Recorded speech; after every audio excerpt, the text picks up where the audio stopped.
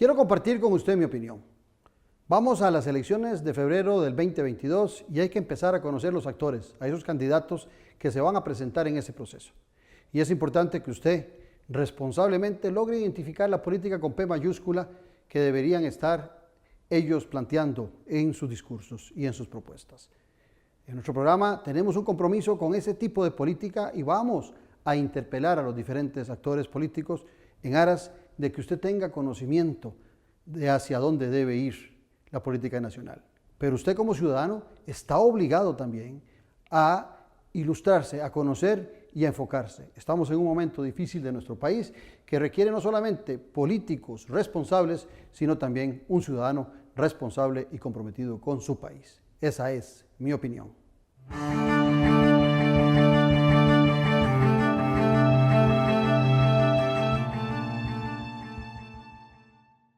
La Junta de Protección Social impulsa la defensa de los derechos humanos de las poblaciones más vulnerables. Con los fondos que nos ha otorgado la Junta de Protección Social, nosotros hemos podido desarrollar proyectos que van dirigidos a la prevención del VIH, al trabajo con las fuerzas policiales y el desarrollo de campañas en derechos sexuales y reproductivos para personas mayores y adultas mayores. También hemos trabajado con docentes y estudiantes en el tema de capacitación en VIH. Más de 430 millones de colones han sido donados al CIPAC, una organización que busca el reconocimiento de los derechos humanos de todas las poblaciones vulnerabilizadas por su orientación sexual o género.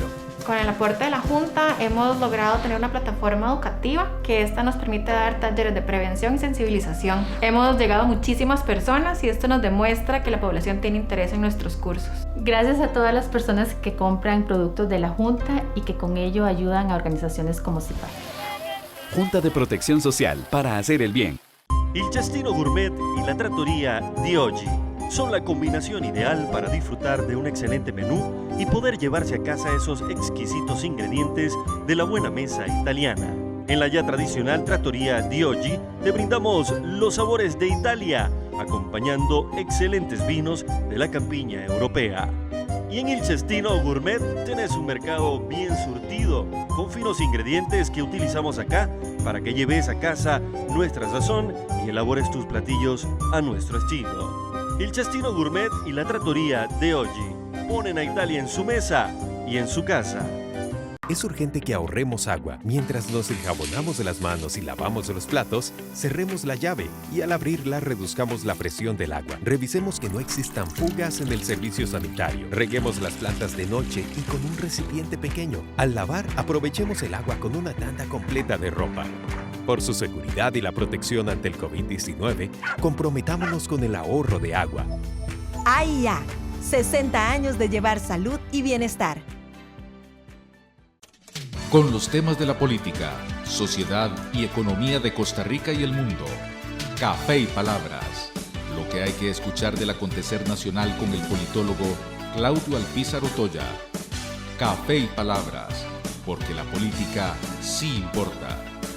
Escuche Café y Palabras, de lunes a viernes a las 9 de la mañana en Radio Actual 107.1. Café y Palabras. La Junta de Protección Social apoya a hospitales públicos con la compra de equipo médico e infraestructura. Como auxiliar de enfermería he visto las maravillas que nos da la salud pública y como paciente he sentido la calidez y la calidad en la atención. En los últimos 3 años, la Junta ha donado más de 6.000 millones de colones en compra de equipo para manejo del cáncer, mamógrafos, ultrasonidos, entre otros. Invito a todas las personas a comprar lotería para beneficio de la salud pública. Junta de Protección Social para hacer el bien.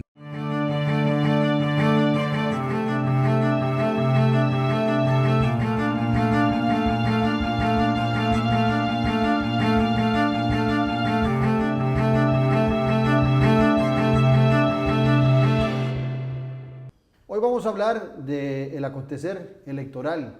Estamos en un año electoral importante para las elecciones de febrero del 22.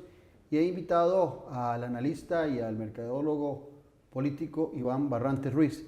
Y con don Iván vamos a conversar de cómo está el país, el mapeo. Vamos a tratar de hacer un análisis en la medida de lo posible, lo más realista, objetivo, de lo que está pasando. Iván, un placer tenerte de nuevo aquí en Noche Sin Tregua. Muchas gracias, Claudio, un placer como siempre venir aquí con vos, a compartir, a tomarnos un vinito, a hablar Salud. un rato, sobre todo las prioridades, ¿verdad? Salud. Siempre abierto a la conversación, al análisis. Creo que vos sos el único que me dice que soy mercadólogo político, pero bueno, está bien. Sí, ¿no te gusta el concepto? No, siempre me ha llamado la atención que me ubicaste así en el espectro. Es que recuerdo muy bien cómo se desarrolla eso con Rendón y otros tantos allá en la Florida, en Miami, y ellos se identificaban como mercadólogos políticos porque consideraban que había una diferencia sustancial entre mercadear la política y mercadear. Sí, es una diferencia entre la empresa campaña, por decirlo así, que su objetivo es ganar o posicionar un candidato o ir ganando para dentro de 4, 8 años, ¿verdad? Y la empresa gobierno. Parte del problema, los que tenemos que trabajamos en esto, que es cuando participamos en la empresa campaña, los de la campaña creen que ya uno se casó de por vida, que hay un tema ideológico por medio. Sí, el ciudadano sobre todo. Exactamente. Entonces no funciona así, es como los entrenadores de fútbol.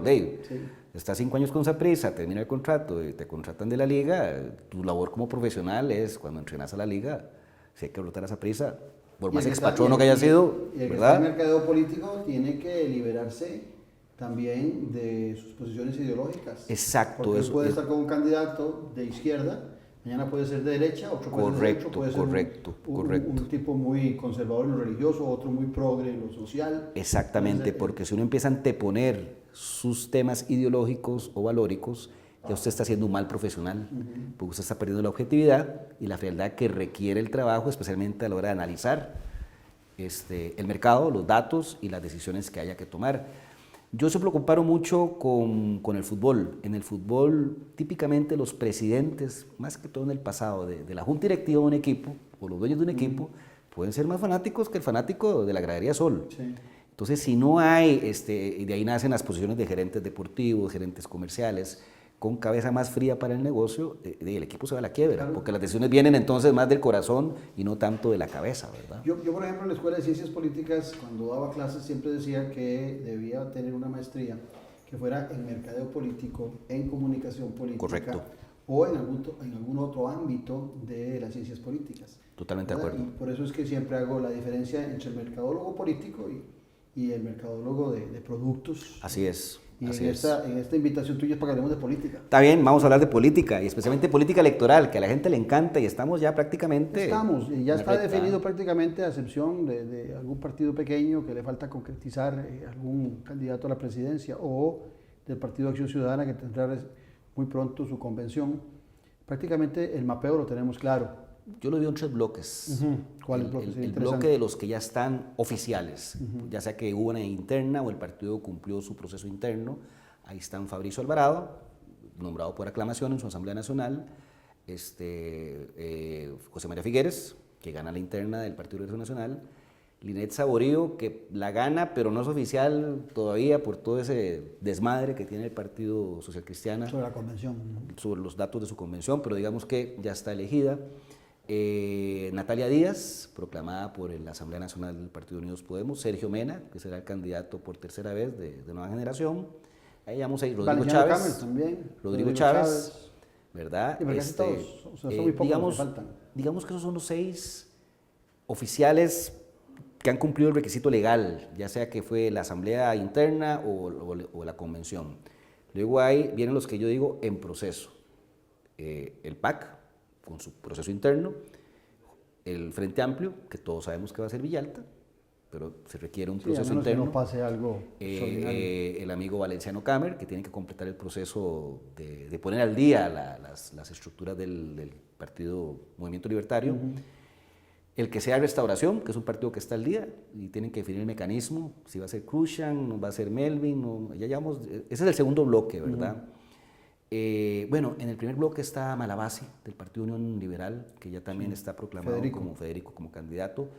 En el bloque 2 coloco a Don Eli Feinsack, que ya no hay coalición. Ya no hay coalición, ahora con el PLP, pero el PLP tiene que poner al día sus estructuras, entonces no puede ser candidato. Había quedado oficial. corto hace 4 años y solo participó en 4 provincias. Ahí llevamos 12. Y luego viene el bloque 3, que son los que están en la carrera contra el tiempo para poner todo al día, porque la mayoría son partidos nuevos. Yo diría que en ese bloque 3 yo incluiría a los partidos sin candidato y a los candidatos sin partido. Exactamente, usted lo acaba de decir, don Claudio. Ahí está don David Moya, que ya es oficial que se va a lanzar. Sí, Fuerza Nacional. Fuerza Nacional. Yo conozco muy bien esa historia, se viene organizando hace rato, tiene una estructura territorial de respeto, ¿verdad? Uno de los pocos que no ha caído en una trampa en las redes sociales, sino que ha entendido que mucho de este trabajo Justicia Social. Justicia Social, que si no me equivoco nace a razón de Carmen Quesada, que fue diputada del Libertario. Así es, sí. El Limón por el Libertario, que se separa después del Libertario. Sí, es un partido, se definen ellos como socialdemócrata. Así es. Sí, hay varios partidos que no sabemos. Digamos, oficiales que están contra el tiempo en la carrera, Cristian Rivera con el partido ADN, que este fin de semana cumple la Asamblea Nacional. Vamos a ver si le dan los tiempos, porque la fecha fatídica es el 5 de agosto. La amiga Vivian Quesada, no sé al final qué logró hacer, pero está en un proceso con un partido. Rodolfo Pisa, que está en el proceso con Nuestro Pueblo, y Nuestro Pueblo no está todavía, le falta. Por ahí se me puede estar escapando. Don Rolando Araya, que pareciera que anda buscando partido. Bueno, el mismo PIN que está al día no tiene candidato. Exactamente. El doctor Hernández. El doctor Hernández con el Republicano. Estamos hablando de 15 a 20 candidatos posiblemente. Hace 4 años, Iván, tuvimos 13.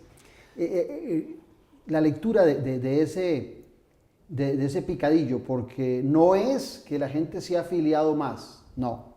Sigue habiendo en las encuestas entre un 65, un 70% de gente que no tiene afiliación partidaria, y estos partidos, los ya tradicionales y los nuevos, nacen más por la voluntad de un grupo pequeño que porque haya un gran apoyo masivo en ese sector que no tiene afinidad partidaria. Tengo mi tesis. De esos 20, 18, posiblemente queden 15. Algunos no llegarán hasta al final de la orilla, ya sea por temas del mismo proceso de inscripción, logística, económico inclusive, ¿verdad?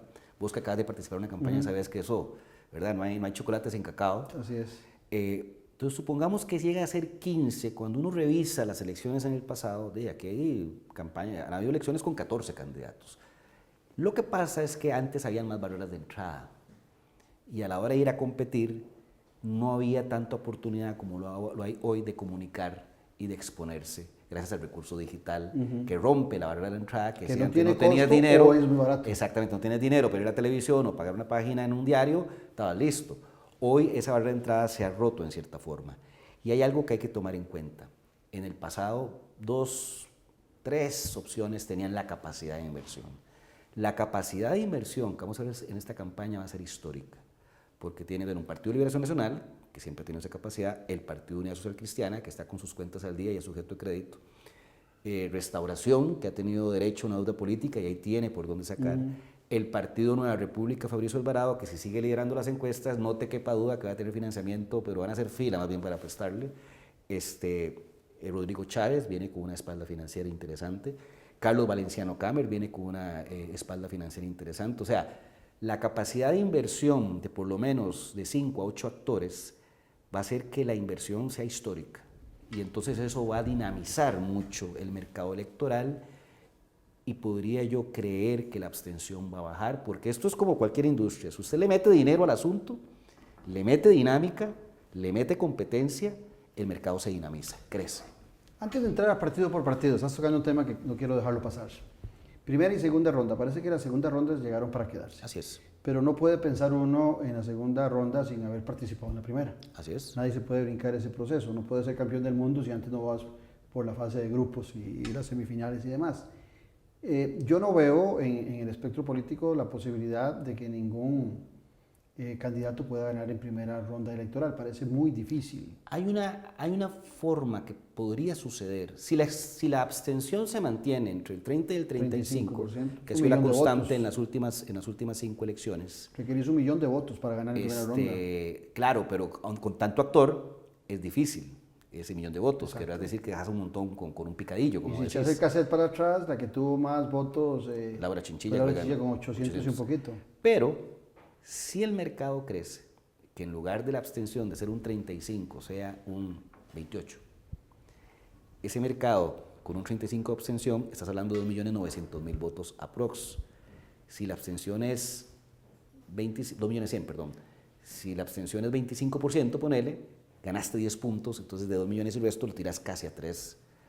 ¿Qué quiere decir eso? Que si ese mercado... Por eso eleva también, ya no de 1 millón, sino como 1.100.000. No, el millón se mantiene. El millón se mantiene porque, ¿cómo se llama? Hay un picadillo tal abajo, es 1.200.000 realmente, 1.160.000, ¿verdad? Ante una más votación, así es. Se requieren más votos para ganar el primer ronda. Así es, pero 1.160.000 en propuestas que ya tienen y aquí es donde hay que entender muy bien, una cosa es construir masa crítica de cero y otra cosa es construir masa crítica sobre una base electoral de público fiel sólida. Ok, sobre eso, público fiel. Dentro de todos los partidos chiquititos, el menos chiquitito es Liberación, pero aún es un partido pequeño. La mayoría de las encuestas lo ubican entre un 15% del total del padrón.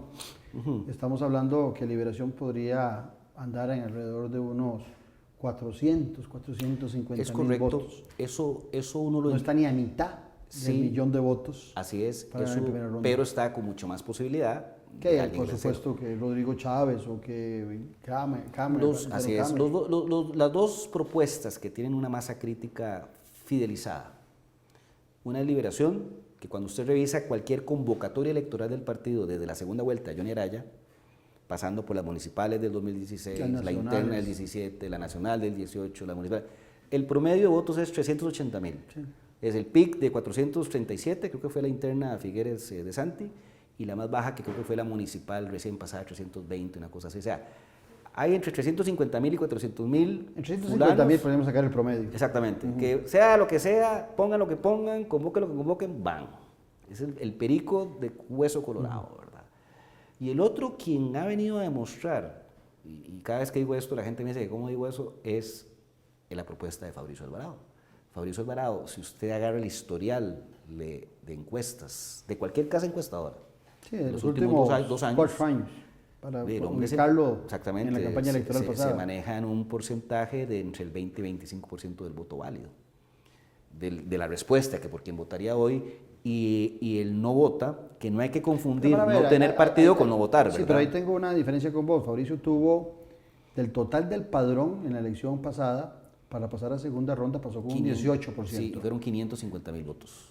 560, sí, 535.000 votos. Así es. Pero lo que te quería plantear, tuvo un 18%. O sea, Fabricio, 15% de hecho. Debe andar muy similar al tamaño de Liberación Nacional. Es correcto, son como yo hice más o menos unos cálculos y algunas inferencias, y digamos que hay una masa crítica fiel, muy bien identificada en cuanto a rango de edad, en cuanto a creencias, valores, ideología, que anda aproximadamente en 400.000 votantes. Entonces digamos que esas son las dos propuestas que podrían hablar de que tienen una base sólida, fidelizada. Y ahí yo incluiría también el Partido de Unidad Social Cristiana, y te voy a decir por qué. El Partido de Unidad, a partir de la elección del 2006 con Toledo, que tocó suelo con 50.000 votos, es el único partido que ha venido en crecimiento constante. Claro, cayó en el suelo y no ha llegado a sus votos históricos, pero en la última elección superó los 300.000. 350.000 más o menos. Entonces podrían dar también en ese pelotón, digamos, que vayan punteando. Sí, ahí la gran pregunta podría ser más potable. Es el efecto del candidato hace 4 años con un tema partidario,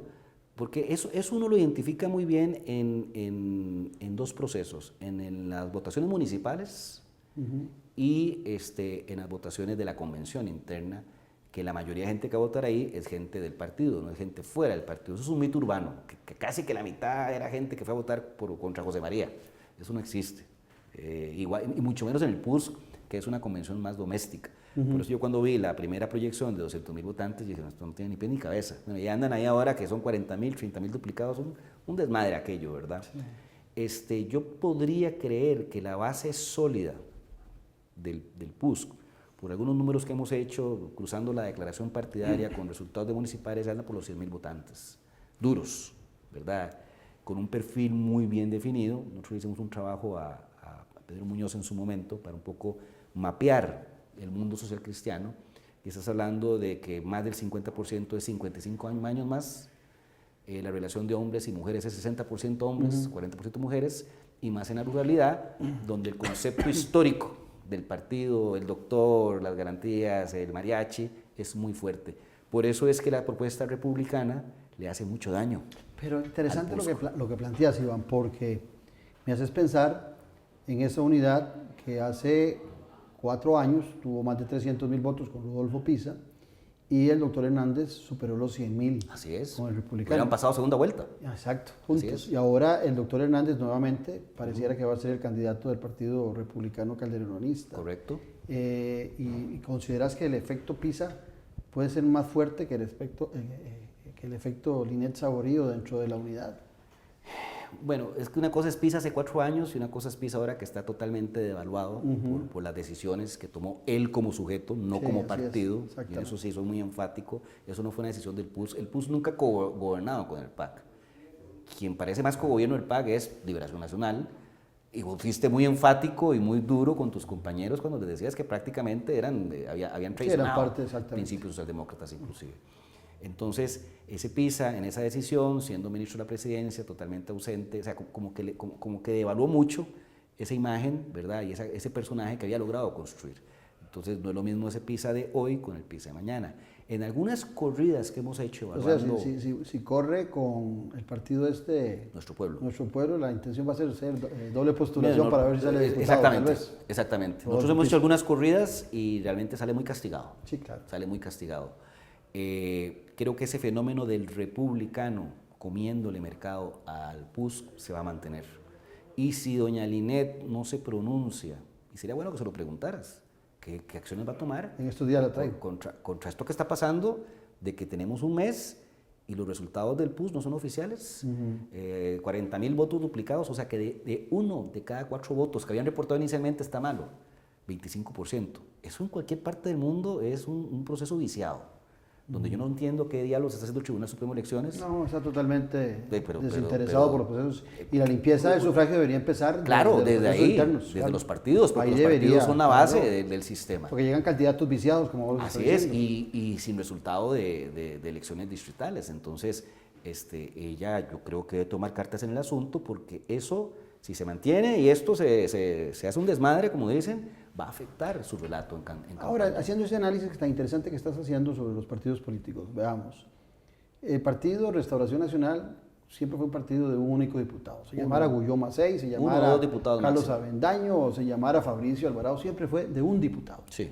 Creció a 14 en el proceso pasado y tuvo una afluencia fuerte que conglomeró al voto evangélico y un tanto del apoyo del voto católico. Y si no hubiera existido quiebre voto, eran 18 o 20. Bueno, pero entonces por ahí viene la pregunta, ¿quién en esto queda, para decirlo en palabras coloquiales, queda chingo de Restauración y se va toda esa gente, su masa más fuerte hacia el lado de Fabricio? Claudio, yo hice 2 estudios, uno en enero para mapear el mundo liberacionista. Tocamos casi 5.000 sujetos para extraer 1.200 liberacionistas, que es representativo. Exactamente. Y en el de la unidad tuvimos que tocar casi 11.000 para sacar 800 PUS, que ya es una muestra, ¿verdad?, representativa de un PUS simpatizante. En ambas, tanto en la de 5.000 como en la de 10.000, hicimos simulación de votación. En ambos estudios el resultado favorecía a Fabricio. Y entonces la primera cosa que llama la atención es que Fabricio le mete una relación de 8-1 a la simpatía partidaria versus a la votación que obtiene. Entonces ahí viene la pregunta, ¿de dónde vienen los votos? Cuando usted cruza el resultado de Fabricio Alvarado en esa votación simulada con la simpatía partidaria, es el 100% de los que dicen Nueva República, el 100% de los que dicen Restauración, una fracción importante del PUS, por las características de partido conservador, por eso la candidatura de Linet le pellizca un poco a Fabricio Alvarado, y mucho de los que se declaran sin partido. Esa es la composición, no hay nadie del PAC, no hay nadie del Frente Amplio y no hay casi nadie del Partido de Liberación Nacional. Interesante, porque ahí lo que estás tocando también es que hay una competencia de alguna manera entre la Unidad Social Cristiana y Fabricio Alvarado y Nueva República, porque son conservadores en lo social y son muy liberales en lo económico. Exactamente. Tienen una clientela muy similar. Y mucho más con el republicano. Hace 4 años, con el crecimiento de Fabricio, el más castigado fue el doctor Hernández, que se mandaba como en un 10, o sea, marcaba muy bien. En un momento en que estaba empatado con Rodolfo Pisa, si te acordás, y al final se derrumbó, porque, a ver, si usted es un conservador religioso y viene alguien de su mundo y habla en su idioma, usted no tiene por qué ir viendo otras opciones. Eso es. Y en el mundo, por las características... Con la familia no se metan, dijo con la familia no se Fabricio, metan, y me salgo rompió el de la naipe corte, exactamente. conservador ahí ese día. Y los demás quedaron con una capacidad de respuesta ahí que ni chicha ni limonada, fue especialmente Liberación, fue muy timorato, ¿verdad? En su discurso en ese sentido. Ese mundo se siente mucho más identificado y se da el fenómeno de que mucha gente votaba por los diputados, para diputados por los evangélicos o mal llamados. ¿Te atreverías a decir que Nueva República y Fabricio son los únicos que están preclasificados ya en la segunda ronda? Mire, hoy los últimos 3 estudios, el de Paul Consultores, el de Enfoques y otro que hicimos nosotros por la parte privada para un cliente, dicen lo mismo. El hombre escapado del pelotón, un tercer bloque que se formó, que son José María Figueres, doña Linet y don Rolando Araya, que es para mí el que va a jugar el rol de outsider en esta elección, o sea, el que no está invitado a la mesa, el que nadie mencionaba y es protagonista.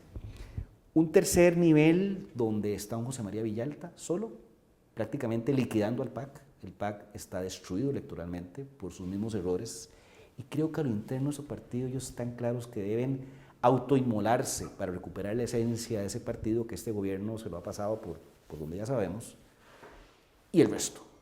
Que ese resto, pues, estamos muy temprano. Pero me llama la atención porque entonces, si la encuesta fuera, como son las encuestas, la lectura actual, hoy por hoy podríamos decir nosotros que Liberación nuevamente está corriendo el riesgo de quedar fuera de una segunda ronda electoral. La declaración que va a hacer don Rolando Araya, dicen que mañana, yo no creo que lo hagan, bueno, cuando vean este programa sabremos si la hizo mañana es viernes.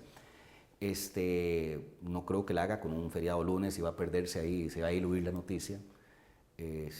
Si la da el martes de la otra semana, que sería con el partido Patria Costa Rica Justa, que es el partido que ya logró inscribir don Dragos Dolanescu, y ya ayer salió la declaración oficial del tribunal. Pero leí que Dragos quería proponerse como candidato. Creo que, a ver, Dragos es un hombre inteligente y creo que está haciendo lo correcto. Si usted acaba de formar un partido, es pequeño, no tiene deuda política, no tiene diputado, no tiene estructura, el mejor negocio que usted puede hacer es una candidatura como Rolando Araya, que le va a generar masa crítica, usted va a poder colocar unos 2 o 3 diputados suyos. Entre ellos Rolando, seguramente. Entre ellos Rolando. Va a generar deuda política para un partido en formación y para los próximos 4 años podrá tener el fondo de organización y capacitación, que es importantísimo para un partido, porque yo le quiero decir a la gente que las cuentas de un partido, el alquiler de la casa, el personal, la estructura, de algún lado se mantiene y es de ese dinero. Es el negocio redondo, es el negocio de la vida. Creo que, pero negocio en el buen sentido de la palabra, no en lucro, sino en ahorrarse 10 años en el camino. Claudio, vos fuiste candidato y vos tu candidatura fue con las uñas. Sí, claro. Y yo te felicité en tu momento, porque hiciste una campaña coherente, consecuente y consistente con tus principios. Pues sabes lo que cuesta y qué mejor que le pongan a uno los recursos para que pueda empezar y entonces ahorrarse mucho ese viacrucis. Creo que, porque hay 2 tipos de partido mal llamado franquicia. El que quiere lucrar... ¿Y ves a Rolando mordiéndole el queso a Liberación Nacional? Totalmente. Y usted que es un socialdemócrata, vea lo que le voy a plantear. Hace años no hay una propuesta realmente socialdemócrata en un país que siempre ha caminado a la orilla izquierda del río. Les guste o no a los que están viendo, muchos, ¿verdad? Y ahí podemos meter al doctor Calderón Guardia y a don Pepe Figueres, y siempre hemos caminado por la orilla izquierda. Así es. Entonces, el PAC, que inicialmente intentó ser eso, se prostituyó de una manera y ahora ahí solo escuchamos LGTB, aborto, cannabis, copa menstrual, misoginia, feminismo. No tiene nada que ver con esa socialdemocracia criolla, a la tica. Y Liberación, y usted mismo lo ha dicho, Claudio, se ha derechizado. Sí. Y hay un montón, entonces, hay un montón de gente dentro de Liberación que está incómoda con esa derechización del partido. Que podría haber atractivo. Y más incómoda con la candidatura de José María, que solo ganó con un 35% y el otro 65% le dijo que no. Ahí hay una porción interesante que podrían ver en Rolando Araya, que es un socialdemócrata consumado y declarado, un domicilio ideológico. ¿Cuánto es eso? No lo sé. En esa democracia, yo estoy de acuerdo con vos en cuanto que hace mucho tiempo no hay un verdadero partido. Porque el Frente Amplio es demasiado radical en su izquierda. Pero muchos se han vendido así, inclusive José María Villalta en aquella campaña que lo tuvo cerca de pasar a la segunda ronda, del 2014 se vendía, para disimular su socialismo, se vendió en algún momento como socialdemócrata. Pero todos sabemos que no es así. El mismo PAC se vendió en esa campaña que vos estuviste con Guillermo Solís como socialdemócrata. Pero aquí vengo y te hago una consulta porque tengo una diferencia en tu planteamiento en relación al PAC. El PAC es un partido que en este gobierno, le ha cumplido a grupos que son muy afines a él. Le cumplió a los grupos LGTBI con el matrimonio, o que haya sido una disposición de la Corte, sí, que ella internacional, y que después la Corte Suprema de Justicia nuestra la pasó a la Asamblea Legislativa. Aunque se ha visto con diferencias que el grupo, el sector siente un poco aprovechamiento político, sí, ¿verdad? Pues sí, tonto sería si no lo hacen. Pero ahí veo que hay algún grado de afinidad. Y también están los grupos esos progres, pro-aborto y demás, que sienten una afinidad. Y ese es el mismo caudal electoral que le permitió a Carlos Alvarado meterse en la segunda ronda electoral hace 4 años con 465,000 votos. Mi lectura, sin ver encuestas, es que puede ciertamente tener un castigo, pero perfectamente podría andar en unos 200, 300,000 votos el PAC, y eso lo pondría en ese pelotón que anda tratando de meterse hoy a una segunda ronda. Sí, ahí vamos a hacer una observación, y es una discusión interesante porque está llena de mitos urbanos y de algunos paradigmas. El PAC en sus orígenes, y vos como politólogo, y que estuviste muy presente en la formación del PAC como analista posiblemente. Sí, como analista. Nunca te he visto dentro del PAC ni creería, ¿verdad? No tengo muchas diferencias con ese partido. Exactamente. Es una propuesta que lo que hace es divorciarse de ese PLN que ya empieza a tener síntomas de derechización en el discurso de los sujetos de esa época, y un tema de corrupción. Por lo tanto, es una propuesta más centroizquierda, estatista. Bueno, no en vano fue el líder del no al TLC. Esas son las cosas que uno no entiende. Fue el líder del no al TLC y ahora anda promoviendo una ley de empleo público atroz. Sí, una contradicción total. Una contradicción. Una pérdida de identidad, pero eso ha sido el PAC inclusive en el gobierno de Guillermo Solís. Entonces, ahora se ha sentado un poquito más. Esa propuesta más centroizquierda, moderada, más estatista, ¿verdad?, que es capaz de liderar un perdió el apoyo de los sindicatos. Es que ahí voy. Sí. Entonces, en el tiempo, ahí, y creo que es a partir del 2010 más o menos, empieza a meterse y a ganar terreno una corriente más progresista, que es con todos estos discursos, y que toma fuerza, y me consta, yo estuve ahí en esa decisión, con el gobierno de Luis Guillermo Solís, donde él le cede un 30% de los espacios políticos importantes a esa juventud progresista que había sido el caballo de batalla en la campaña, porque el otonismo no le interesa y nunca le interesó que Luis Guillermo ganara, y Juan Carlos Mendoza con Movimiento Esperanza, pues le era mejor negocio para él que ganara de nuevo un Liberación o alguien más para tener el chance. Exactamente. Carlos Alvarado nace de ahí, con 35 años, menos de 35 años se va de presidente de Limas. Yanina Dinarte nace de ahí. Ana Gabriel Zúñiga nace de ahí, Camilo Saldarriaga nace de ahí. O sea, todos estos jóvenes que hoy son los que lideran el proceso en el PAC tienen la oportunidad de accesar al poder y obtener posiciones de poder a raíz del gobierno de Solís. Y ahí es donde empieza a haber un cambio, o darse un cambio de relato y un cambio de prioridades, que es ese PAC que vemos hoy, y el conflicto interno hoy dentro del PAC es recuperar la identidad. Uno, por esa contradicción, ¿verdad?, entre este mundo progre y este mundo original. Y el otro, porque realmente este gobierno no ha sido PAC, es un injerto, una cosa que representa grupos de facto de poder. Pero eso que no ha sido PAC se veía también en el gobierno de Guillermo Solís. O sea, vamos a ver. Sí, pero había una ruta, que es un jueguillo que también ha hecho bien el PAC, siempre decir, este gobierno no es PAC, ¿qué será? Que ocupamos 10 gobiernos del PAC para que llegue a poner un gobierno PAC. Lo que pasa es que el PAC es un partido muy joven. Entonces, en estricta teoría, ¿qué es un gobierno PAC? O sea, para tener un nivel de madurez como partido político... Es que no tenía ideología, sería... Primero, 14 años de existencia, sin una ideología clara, una rejunta... Tendría que ser un gobierno impoluto, porque esa era la única ideología que tenía Don Solís. Exacto, por eso Don Solís hablaba de que el gobierno de Guillermo no era PAC, porque existíamos un poco de gente que no éramos impolutos, a todas luces. Entonces el discurso venía más por ahí, de esa retórica moralista y medio beata, ¿verdad? El tema ahora es que hay muchas luchas ideológicas y muchas leyes totalmente contrasentido que este gobierno ha promovido, una ley de huelgas que para mí es una cosa absurda, y promovida por tu partido, ¿verdad? Sí, prácticamente buscando una fragilidad del mercado laboral que es peligrosísimo en cualquier parte del mundo. promoviendo temas ahí peligrosos, ¿verdad? Como la flexibilidad laboral. Que lo lograron implementar en época COVID sin necesidad de ir a la Asamblea Legislativa, ¿verdad? Exactamente, todos estos temas con el fondo del FMI justificando que si no hay ley de empleo público no hay préstamo, lo cual es mentira.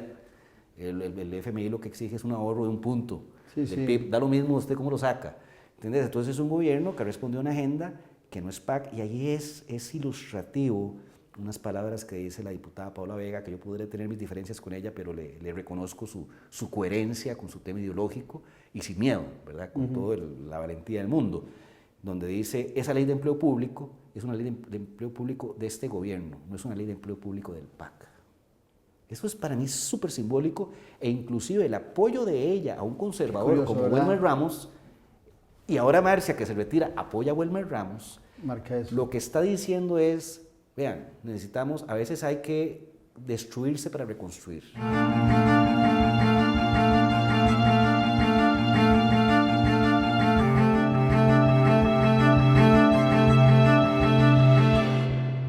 Con el trabajo de la Junta de Protección Social se promueve la calidad de vida de personas con discapacidad. Con el aporte de la Junta, la Asociación Taller Protegido brinda talleres de electroescritura, artes industriales y habilidades para la vida diaria. En los últimos 3 años, la Junta ha destinado más de 5.000 millones de colones a organizaciones que brindan atención integral a personas con discapacidad. Podemos brindar independencia y autonomía a las personas con discapacidad, mejorando su calidad de vida. Gracias por comprar productos de la Junta.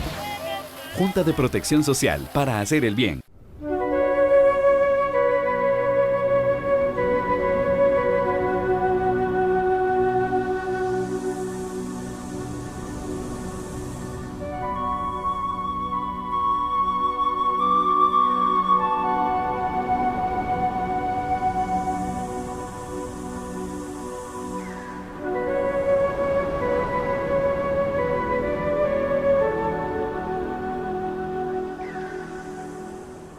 Es urgente que ahorremos agua. Mientras nos enjabonamos las manos y lavamos los platos, cerremos la llave y al abrirla reduzcamos la presión del agua. Revisemos que no existan fugas en el servicio sanitario. Reguemos las plantas de noche y con un recipiente pequeño. Al lavar, aprovechemos el agua con una tanda completa de ropa. Por su seguridad y la protección ante el COVID-19, comprometámonos con el ahorro de agua. AIA, 60 años de llevar salud y bienestar. Il Cestino Gourmet y la trattoria di oggi son la combinación ideal para disfrutar de un excelente menú y poder llevarse a casa esos exquisitos ingredientes de la buena mesa italiana. En la ya tradicional trattoria di oggi te brindamos los sabores de Italia, acompañando excelentes vinos de la campiña europea.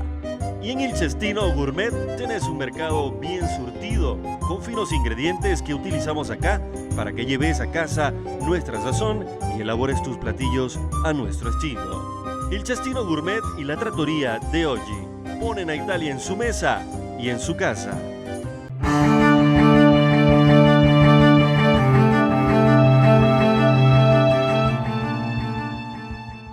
Yo en el Club Unión hacía unas actividades donde invitaba a expertos a interpelar al candidato, en aquellos tiempos de los 13 candidatos. Y recuerdo que cuando invité a Carlos Alvarado y alguna vez lo invité a un programa de radio, siempre estaba acompañado de Paola. Así es. Entonces extraño ahora ese rompimiento entre ambos cuando era la persona más cercana en campaña prácticamente de Carlos Alvarado. En este trabajo, Claudio, en esta actividad, ya sea en campaña o en gobierno, quien esté liderando, quien sea el candidato, quien sea el presidente, la aguja marcará dependiendo de quién lo secuestre. Eso es una realidad aquí y en la China. Dependiendo de quién secuestre, ya sea al candidato o al presidente, así veremos su comportamiento. Y esta presidencia fue secuestrada por un grupo facto, y todos lo sabemos quiénes son.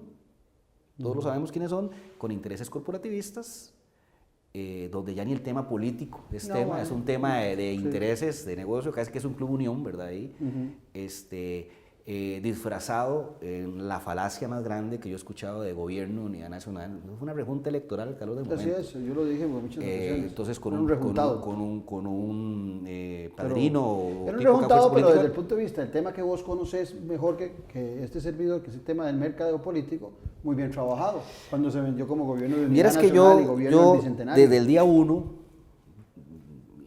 y está documentado, y está escrito, y está grabado, yo siempre dije, este gobierno va a ser un fracaso, porque es un gobierno sin proyecto, porque gana por carambola. Gana no porque el progresismo sea grande, sino porque la figura de un mal llamado pastor, porque Fabricio no es pastor, ni es un partido de pastores, pero posicionado de esa manera, pudiera ganar, y contrario a otros temas como lo puede ser el aborto, la cannabis, que no mueven tanto, el tema de la mezcla de religión y política sí es un tema que incomoda a una masa crítica respetable. Entonces, el terror, el miedo, la posibilidad que alguien de ese mundo evangélico, mal llamado, porque le han dicho evangélico, neopentecostal, ramacheco, todo le han dicho, tuviera la posibilidad, es lo que aglutina a una masa crítica alrededor de la candidatura de Carlos Alvarado, con una particularidad. Si el candidato de la otra acera, Frente Amplio, hubiera sido Villalta, Carlos Alvarado no estaría sentado en Zapote, eso se hubiera partido en 60-40, 70-30, no sé. La candidatura del Frente Amplio, la otra posibilidad más progresista, que era con Edgardo Araya, no tengo nada en contra de Edgardo, me cae bien inclusive, muy débil, muy frágil, tanto así que el Frente Amplio que logra, creo que fue un 2% de la votación. Sí, pasa de 9 a un diputado. Y sale Villalta raspándolo, de verdad, como diputado. Sí, no sacó el cociente completo. Exactamente. Entonces lo que existió ahí es la conformación de una masa crítica en función de un enemigo. Recuerda, Claudio, que en el negocio de la política, a veces un enemigo, la existencia de un enemigo, es mucho más potente para la construcción de una propuesta. El mejor ejemplo de eso es Chile.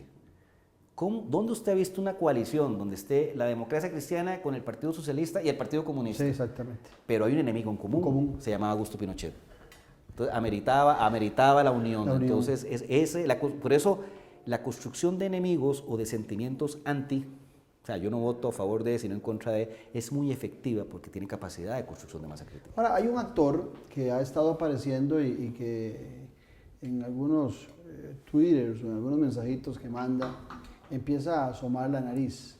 Es Juan Diego Castro. El amigo Juan Diego Castro. Sí, saludos a don Juan Diego. Juan Diego Castro, que buen amigo. hace 4 años arrancó punteando las encuestas, como está hoy Fabricio, estaba hace 4 años Juan Diego. Terminó cayéndose su intención de voto, pero aún así logró una cantidad importante, 8%. Le dio 4 diputados al PIB. Y eso, exactamente, y eso podría ser una muy buena base para arrancar y buscar colarse en una segunda ronda electoral. ¿Cómo ves ese proceso? Juan Diego es un jugador que si entra está destinado a jugar. Porque aquí se está dando un fenómeno. A mí la gente se me pregunta, ¿cuál va a ser el tema que va a polarizar? Porque se han quedado pegados con que el tema LGTB y todo. Ya el tema está fuera del PAC. Usted habla con cualquier fulano allá afuera, un taxista, un vendedor ambulante. No más PAC. Estoy contando los días para que se vaya este hijo tal. Sí. Esa es la sensación de la masa llamada pueblo. Los de a pie, como decía aquel exministro amigo tuyo y mío. El ministro aguacatero, le decían. Sí. Entonces, es esa sensación de que ya se acaba esta cuestión porque no, o sea, este gobierno está muerto desde el año pasado. Por eso, la proliferación de candidatos, eso le llamamos el síndrome del pato cojo. ¿Por qué pato cojo? Porque el pato cojo no camina, se queda pegado. Cuando a un gobierno le entra el síndrome del pato cojo es porque la agenda electoral se tomó. La agenda no es politiquería, es que la misma fuerza de la situación hace que ese sea el protagonismo. Por eso es que fueron a votar 450,000 a la deliberación. Y por eso posiblemente sean entre 100 y 110,000 los de la unidad. Porque hay una motivación. Y eso lo vimos nosotros en las investigaciones. Por ejemplo, en el mundo liberacionista, la principal motivación de un liberacionista para ir a votar a la interna, decían, era para sacar el PAC. Eso quiere decir que en la próxima convención del PAC, que será ahora en agosto, puede llegar a votar menos de 50,000 personas. Totalmente, típicamente ha sido entre 30 y 40,000. Sí. Entonces, ya ese tema va a estar ahí. Aquí la pregunta es ¿quién? Cuando el barco está a la deriva, cuando hay sensación de ingobernabilidad, teoría del caos, usted tiene 3 opciones. Y eso se da en cualquier actividad, en los negocios, en la política, en lo social. Lo tradicional, que ya está probado que funciona, y que está fundamentado en los valores de capacidad y experiencia. Ahí es donde entra a jugar el PLN, un José María que a pesar de sus pecados y su prontuario, la gente está dispuesto a perdonárselo porque considera que tiene la capacidad de experiencia y en un partido con experiencia para gobernar. Que de alguna manera también... Corrupto, lo que quiere, no, pero saben gobernar. Pero ahí tiene, digamos, algún nivel de competencia. No fue presidente, pero fue vicepresidenta con Linet Saborío. Exacto.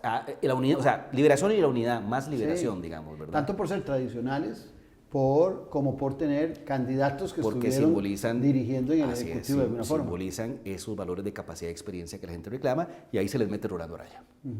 Perfectamente. Porque Rolando tiene mucho tiempo en esto y todos lo sabemos y le atribuimos una capacidad de experiencia. Y el nivel de cambio, porque Rolando Araya hace 4 años con un partido en San José que se llamaba Todos, quiso ser diputado y sacó 7,000 y un poquito de votos. Lo que pasa, Claudio, es que ser un... ¿No será que el fenómeno de Rolando se da tanto en el apoyo real de liberacionistas como por los que podían estar rechazando a José María y le veían alguna posibilidad, lo votaron porque estaba dentro de Liberación, y que ya jugando en otro acontecer, en un partido pequeño, ya fuera de Liberación, se reduzca sustancialmente el potencial? Eso lo vamos a poder ver cuando ya oficialice su matrimonio con el partido Costa Rica Justa, y cuando ya empezamos a ver las primeras encuestas con ese panorama más claro. Pero sí quiero hacer una observación.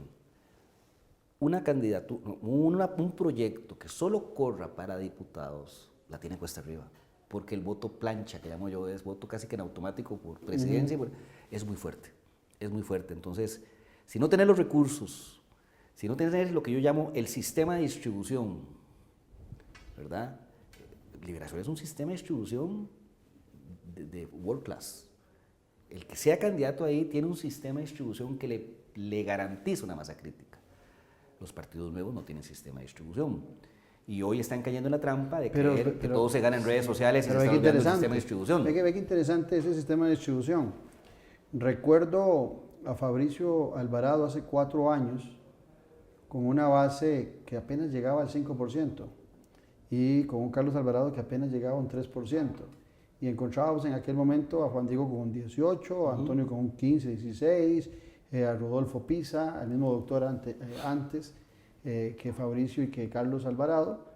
Y esa base tan pequeñita la lograron superar. Sí, claro, con un tema que apareció, sí, ciertamente, pero disparó. Son propuestas que trabajan desde el mundo de la demanda, que es el votante, dice yo quiero, yo voy a votar por él, la marca candidato se impone. Pero la combinación perfecta es un óptimo candidato en términos de ganar el share de la demanda, la preferencia en la demanda y una excelente oferta. Porque precisamente cuando usted tiene un excelente candidato, usted gana la intención. Si no tiene el sistema de distribución, mucho de esa intención se le cae. El mejor ejemplo de eso se llama Otto Guevara. Otto Guevara creo que es el candidato con el mejor personal branding que ha existido aquí en los últimos 30 años. Estoy de acuerdo. ¿Qué le pasaba a Otto? Que él nunca estructuró un partido. No. Era el movimiento libertario, que era una suerte de activismo alrededor de ese candidato. Y si hubiese sido un candidato cuando empezó de corte republicano en los Estados Unidos, conservador en lo social y abierto en lo liberal, hubiese sido presidente, pero empezó muy progre en los años 90 cuando eso no se compraba y no se consumía. Así es. Otto, yo se lo he dicho, y somos muy amigos. Yo le digo, Otto, yo creo que vos y trabajé con él en el 2016. Mucho de mi estrategia para quitarme la pintura roja y amarilla, qué mejor que trabajar con el libertario, ¿verdad? Porque la gente cree que uno trabaja con un partido y ya uno es de ese partido para toda la vida, lo cual no es así. Y viera qué difícil encontrar... Depende de la billetera. No, viera qué difícil encontrar consultoría en el mundo privado. Depende de la billetera en el partido que está un mercadólogo político, ¿no? Depende de las condiciones más que la billetera. Como los entrenadores de fútbol. A un entrenador le pueden pagar mucho, pero si no le cumplen sus condiciones, ese asistente, este preparador físico, estos jugadores, estas características del estadio, muchos se van. O sea, un mercadólogo político, un estratega político, leyendo lo que estás diciendo, le apuesta, si hay recursos que se beneficie, pero también si hay las condiciones para ganar o por lo menos para hacer una buena competencia. Para cumplir el objetivo. Si usted lo llevan de DT para cumplir el objetivo, que hay objetivos de objetivos, puede ser desde ganar hasta clasificar. No ir a segunda, meterse... Lograr pagar las deudas. En la cuadrangular, exactamente. Y usted hace el análisis y dice, para cumplir ese objetivo se necesita ABCD y no le dan ABCD, yo creo que eso es masoquismo, ir a trabajar ahí, ¿verdad? Es harakiri. Pero te voy a hacer una consulta que se me viene a la mente. Cuando vos te llevaron a trabajar o cuando llegaste a trabajar con Guillermo Solís, las condiciones no eran ganar. En ese momento cuando vos llegas, que Guillermo estaba en el margen de error, decían las encuestas, vos le apostaste a trabajar ahí y seguramente los objetivos eran sacar un candidato bien potencializado, bien visto, unos diputados, pero y resultó que ganó. Contando intimidades. Cuando a mí me llaman, el argumento es la campaña no está funcionando. ¿Qué es funcionar? Es un término muy amplio. Yo como metodología de trabajo acostumbro a hacer un diagnóstico. ¿Por qué? Porque si usted va a pedir ciertas condiciones, lo mínimo usted tiene que hacer, estoy pidiendo porque he detectado esta situación. Se hace el diagnóstico, mucho con análisis cualitativo, y lo que yo detecto es que se puede ganar, porque me encuentro algo que para mí fue insólito. Villalta lideraba y el 70% del voto que declaraba que votaría por Villalta había votado por Otón Solís en el 2010. Y me acuerdo en esa mesa, y me acuerdo, pero ¿ustedes qué? Y me dicen, entonces de ahí sale el corazoncito izquierdo de ese partido, y entonces uno de los argumentos de los interlocutores, no, Guillermo va a perder, va a ganar Villalta, como el Frente Amplio no tiene cuadros, gobierna con nuestros cuadros. Entonces yo después... No me hace gracia porque veo 8 años de gobierno del PAC sin nada de cuadros. Exacto, como si tuvieran muchos. Y en aquel momento se los iba a dar el Frente Amplio. Pero, entonces, y ahí es donde nace la diferencia y el choque y mis diferencias con el PAC y con Otón, que para mí es lo más nefasto que le ha podido ocurrir a este país. Yo me reúno con Melvin Jiménez y con Mariano Figueres, en paz descanse, mi mejor amigo, hermano del alma, y que a partir de ahí fue que construimos una relación simbiótica. Y yo les hago mi planteamiento y me dicen, no, vamos a ganar. Y entonces se construye esa campaña de los no PAC. Una estructura, como éramos como 15, que ninguno era PAC. ¿Por qué? Porque nosotros teníamos ese chip. El chip era ganar porque los números decían que se podía ganar. En eso, detengámonos ahí. Ahora que tocabas a Otón Solís. Otón Solís es el candidato que más votos ha tenido en una primera ronda electoral del Partido Acción Ciudadana. Compite con Luis Guillermo en el 2014. Le ganó como por 15.000, 20.000 sí, una cosa votos, es muy similar. Pero le ganó. Qué dicha que tocas eso. Después de eso, todos han andado entre los 400.000. Es que lo que te iba a decir es eso. El PAC pasa a segunda ronda con Luis Guillermo Solís. Acuérdate que Otón Solís no le ganó a Óscar Arias por 17.000 votos. Y el mismo Óscar Arias ha dicho que si hubiese habido 15 días más de campaña, pierde. Sí. Bien, y era en primera ronda. Viene Luis Guillermo y se mete en segunda ronda con 610.000 o 615.000 y Carlos Alvarado con 465.000. O sea, el PAC ha logrado llegar a gobierno aún cayendo en su intención de voto. Y ahora, esta es la lectura que hace Claudio Alpizar, para el próximo proceso electoral, mi lectura es que cualquier candidato que logre un 15% del total del padrón está en la pelea. Totalmente. Puede colarse a la segunda ronda electoral. Y te hago esta lectura para que vos continúes. Cuando se enfrenta Abel Pacheco con Rolando Araya, en aquella ocasión, del total del padrón, don Abel llegó casi a un 28-29% y Rolando anduvo con un 25 y un 26%. Ya para el enfrentamiento, Johnny Araya, Luis Guillermo Solís, Luis Guillermo pasa casi con un 21% del total del padrón, Johnny se queda con 19%. Y ya en la pasada disminuye, llega Fabricio con 18% del total del padrón y Carlos Alvarado con un 15%. Así es. O sea, en la próxima elección, si vamos a tener 18, 15, 20 candidatos a la presidencia de la República y el que se desgrana tanto, Iván, pudiera ser que los dos que clasifica uno con un 13 y otro 15%, con uno con 14 y uno con 16%. Eso tiene que ver, segunda ronda. Eso le llamamos dispersión electoral. Cuando usted toma el proceso del 98, el 90% de los votos lo concentraron dos partidos. Usted toma el proceso del 2018, el 90% de los votos lo concentran 5 partidos. Este proceso que viene, ese 90% posiblemente lo concentren 7 partidos. Por eso es que con menos votación usted pasa porque hay una fragmentación del mercado. Pero es ahí donde te hago la referencia a lo que vos decías antes. Siendo un 13, un 14, un 15 para pelear, ya no importa si yo arranco de un 1, un 2%. Cuando era ganar en primera ronda, estabas muerto. Preguntarle a a González Martén, preguntarle a Rodrigo Carazo cuando perdieron, que tenían una base más sólida que muchos de los candidatos de hoy en día en porcentaje en intención de voto, pero sí, estaba muy partido el bipartidismo en dos. Sí y no, porque cuando usted ya empieza a ver patrones, como el ciclismo, de quien empieza a puntear y se mantiene punteando, si no pasa algo extraordinario entre el pelotón no lo alcanzan, a como uno puede escaparse y se cansó o le dieron casa, ¿verdad? Hoy estamos viendo un patrón que es esa dispersión electoral, este ejemplo que te puse, el 90% en 7 partidos, por ejemplo, el Partido de Acción Ciudadana no está compitiendo ahí, hoy, porque su propuesta está muy golpeada, 2 periodos de gobierno, con un castigo por parte del ciudadano, donde es un gobierno mal calificado, un candidato, un presidente súper mal evaluado, un convencimiento que el problema parte de ahí. Es muy difícil que eso cambie. Y ahí vuelvo a lo que te había dicho cuando hablé de el primer bolsón o de posibilidades de cambio, que es lo tradicional. Y tocando el tema de Juan Diego, lo voy a juntar todo.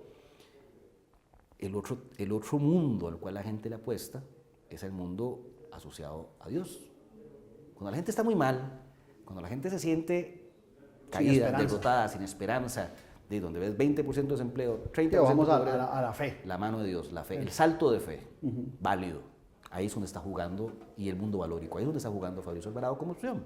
Es una opción real, porque entre las posibilidades de cambio de esto, que ya es ingobernabilidad, es o lo tradicional, o el salto de fe, o la transgresión, que es el típico fulano que usted se tope y dice, aquí lo que hace falta es que venga un loco y mate a todo el mundo, y una carajada ya violenta, que si en este país existiera ejército, existiera cultura militar, aquí hubiera pasado algo hace rato por el nivel de cabreo.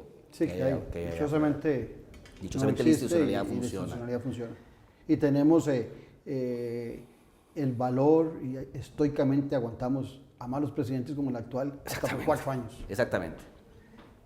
Juan Diego es la representación pura y dura de ese ciudadano que está cabreado, que le quiere prender fuego a este tema porque se siente avasallado, y ahí hay un grupo, y ojo lo que voy a decir, cuando el desempleo se dispara del 12 al 20, usted está diciendo que un montón de gente que se creía, por lo menos clase media, entró a la pobreza. Exactamente.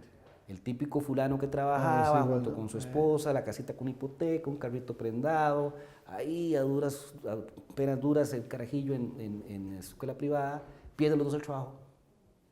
Hay que sacar el carajillo y mandarlo al público con el shock que eso implica. El carro, devuélvalo, y en un momento otro no se puede pagar la hipoteca, vieron de un hermanillo, que puede ser que típicamente es empleado público. El nivel de frustración y de enojo de ese sujeto es muy fuerte. Claro, y sumarle a eso la corrupción, el caso de Cochinilla, y de ver cómo los millones pululan por todo lado, y a alguien ni siquiera el salario mínimo le ingresa. Exactamente. ¿Por qué? Porque en los niveles de pobreza extrema, en esas grandes barriadas como la Carpio, los Guidos y todo, quedarse sin brete, no factura, ahí pulsearla, es una raya más para el tigre. Es parte ya del hábitat y del modus vivendi. Sus sujetos sí, la pasan mal, sí, pero ahí... Sí, pero en la clase media no. La clase media no. Es un cabreo, como decís vos. Y no hay nada más terrorífico para alguien que ha venido subiendo a punta meritocracia, la sola posibilidad de regresar a ese punto partida que se llama pobreza. Toda la crisis chilena se fundamenta en ese fenómeno. Y no hablemos de Chile. El fenómeno de Hugo Chávez en Venezuela se dio cuando se vendía a él como un socialdemócrata. Se vendió en la clase media y en la pobreza, y eso fue lo que lo llevó a ganar. Así es. Nos queda 1 minuto nada más.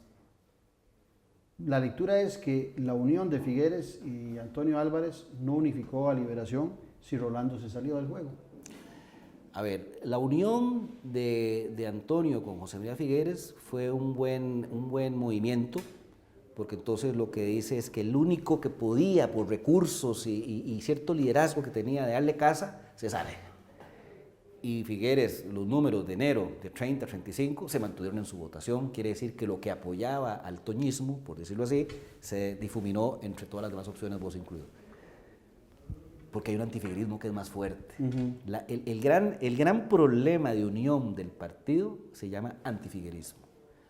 Júntele a eso una decepción, y que vos lo sabés porque vos sos parte de ese discurso, una derechización y pérdida de la esencia socialdemócrata, esa conjunción es potente y es lo que le da masa crítica y fortaleza a la idea de tarea difícil para el presidente. Tarea muy difícil. Iván, como siempre, muchas gracias. Muchas gracias, don Claudio. Muchas gracias a todos. Y gracias a ustedes por habernos acompañado en este programa donde siempre hablamos de política con P mayúscula. Y los esperamos dentro de 8 días aquí en Multimedios en Noche Sin Tregua. Un abrazo. Salud. Salud.